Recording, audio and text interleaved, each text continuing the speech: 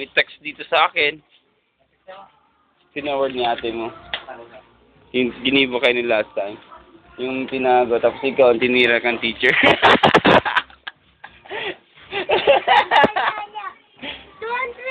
dala. Ano yung tinawag? Explain mo sa akin bakit, paano yan? Oh, ito, Auntie, bakala ko. N.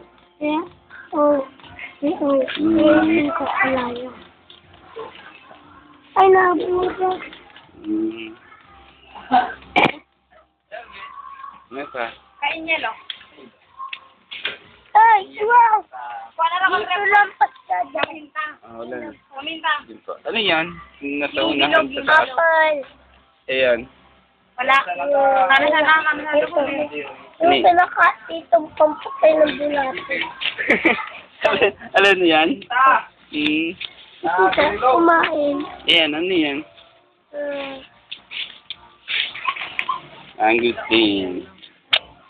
Ito. Makain ako nito. Ano yan? Ano to? Basahin ko. Ito. Mango. Oh, ang galing. Pag hindi, Nag-English yan, no?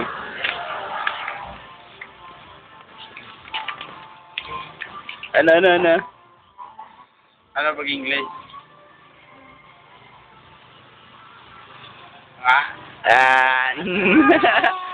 ay, alam ko. Ano yan? Bigo na nga yung English eh. Yung Tagalog.